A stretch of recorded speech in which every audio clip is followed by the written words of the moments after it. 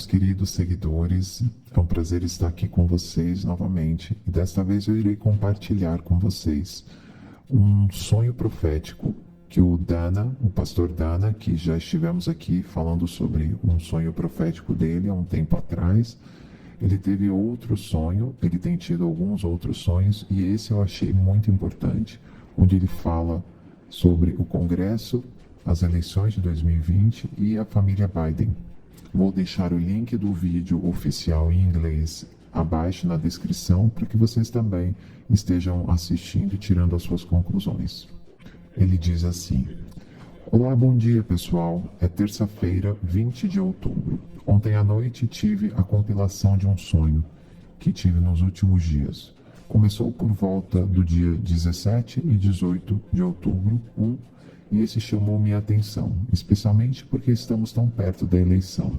A segunda parte é um pouco mais contenciosa. Enviei para 2 dos meus amigos para olhar para eles mais uma vez. Não vou tentar interpretar o que são esses sonhos. Só estou contando o que eu tive. Senti a urgência de tirá-los esta manhã. Então, aqui está o que é. Eu vi o que parecia ser um atlas com linhas interestaduais por todo o país, como se você estivesse olhando para um atlas e visse as linhas interestaduais indo de um estado a outro e elas piscavam com pedaços de informação passando por todos os lados. Parecia um mapa de dados, parecia ser uma espécie de rede que estava obviamente sobrecarregada. E alguns dos pontos de dados não estavam piscando. Dentre eles tinham cidades maiores e menores que continuavam piscando. E tinham coisas em movimentos. Tinham dados, pontos que se moviam quase como o tráfego. Mas pude ver que haviam pequenos trabalhadores com jalecos brancos e eles estavam tentando trabalhar nas áreas onde os dados não estavam piscando.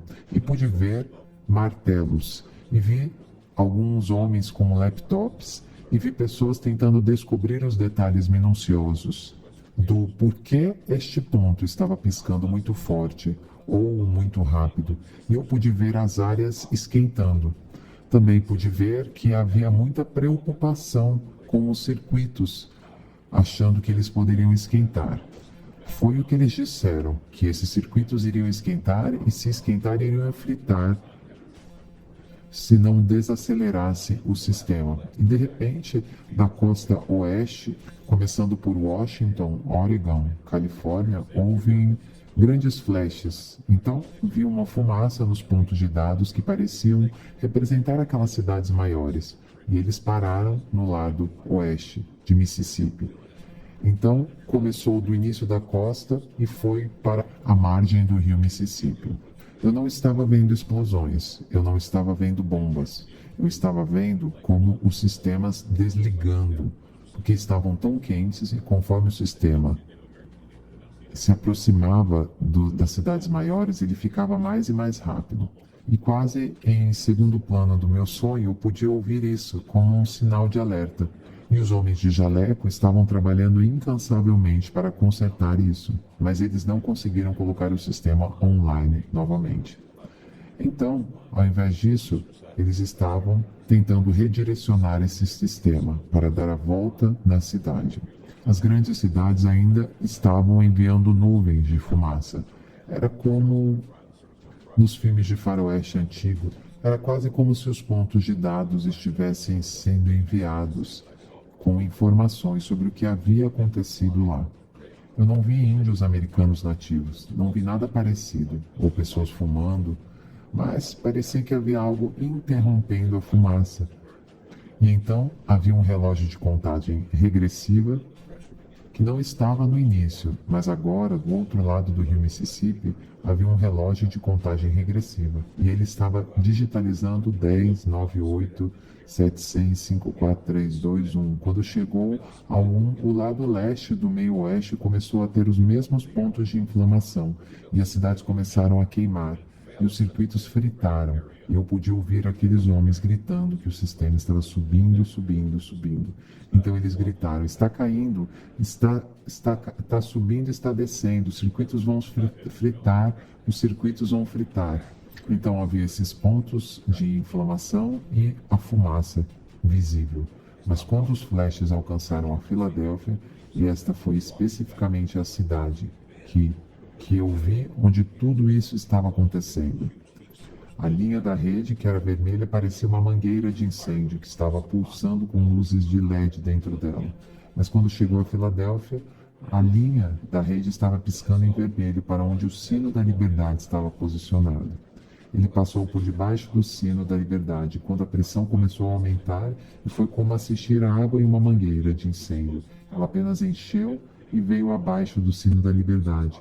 E quando chegou abaixo do sino da liberdade, explodiu, e o sino da liberdade voou direto no ar e se partiu no meio. Então a rachadura dividiu tudo ao meio e parou de balançar, e o sino começou a derreter. Era quase como se uma grande fonte de calor, ou do ponto de dados, que aquela mangueira de incêndio que estava super quente, estava derretendo agora o sino da liberdade. E começou a derreter como se o calor estivesse sendo aplicado. E então eu vi que as linhas de dados estavam todas direcionadas para Washington, e de lá parecia que a cidade tinha esses braços de polvos, e eles estavam tentando lutar para desconectar as linhas de dados, e eu suponho que eles estavam tentando manter o poder explosivo do sistema, desligando ao atingir Washington DC. E então, esses braços de polvo saíram e eles estavam tentando desconectar os sistemas. Mas havia um que continuava piscando, continuava acumulando pulsos, parecia maior e mais extremo, carregando mais dados, mais informações do que as outras. Linhas que eu tinha visto na área interestadual antes. Embora houvesse pessoas vestindo ternos e gravatas, esse era um traje de negócios. Vi justiça e não necessariamente juiz da Suprema Corte. Não vi rostos, mas vi juízes. Vi pessoas de terno e gravata, traje de negócios profissional. Eles estavam basicamente tentando puxar essa linha de Washington DC para evitar que explodisse, ou o que quer que eles estivessem tentando puxar.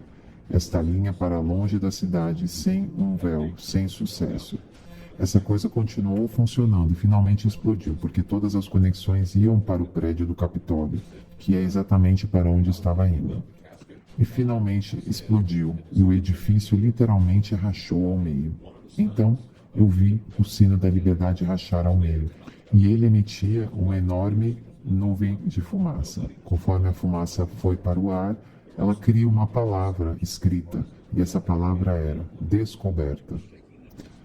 Então há pessoas que estão correndo e agora elas estão correndo da explosão, estão fugindo desta palavra que eles veem no céu, que foi descoberta.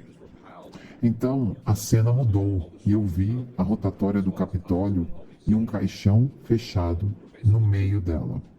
A placa no caixão dizia que dentro estava o candidato democrático para o cargo de presidente.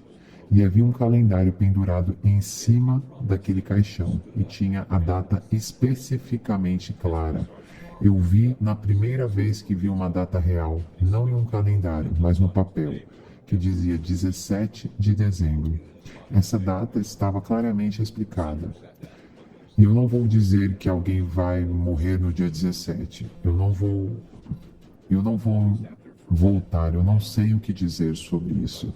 Eu só apenas estou contando o que vi. É tudo o que eu estou fazendo. Mas dizia que o calendário pendurado acima do caixão, a placa dizia que agora estava circulando o dia 17 de dezembro. E um dos filhos do candidato democrático à presidência estava lá, mas não o outro. E a mulher dele estava lá também, e ela olhava para o chão. Ninguém chorava. Havia também muitos deputados e senadores de ambos os partidos na sala, e todos estavam de cabeça baixa, olhando para o chão.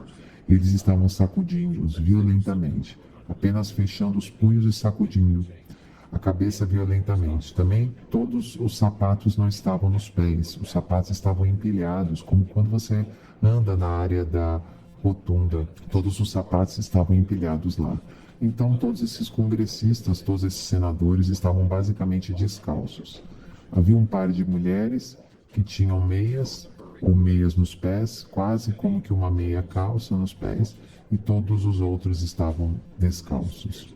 Então o senador proeminente se levantou e exigiu ver o corpo, e foi aí que os braços do sargento subiram correndo. Ele disse com vários fuzileiros navais pelo caminho, e disse que não haveria visão do corpo hoje, ou nunca mais haveria visão do corpo, hoje ou sempre. E o senador sentou-se e se recompôs. Então ele andou sobre aquela pilha de sapatos e cavou através de todos os sapatos até encontrar o seu par. Ele o calçou e ficou lá por uns minutos e olhou em volta. E ele estava ficando com raiva, então saiu correndo da sala. E estava correndo como um velocista para sair de lá. A fumaça ainda estava subindo do lado de fora, e ele correndo em direção à Casa Branca com os dois punhos cerrados. Assim, ele estava apenas com a boca se movendo, e eu não ouvi as palavras que ele disse, mas pude ver que ele estava xingando. Não como xingando, ele estava xingando a Casa Branca. Ele xingava a liderança. Ele estava amaldiçoando a liderança.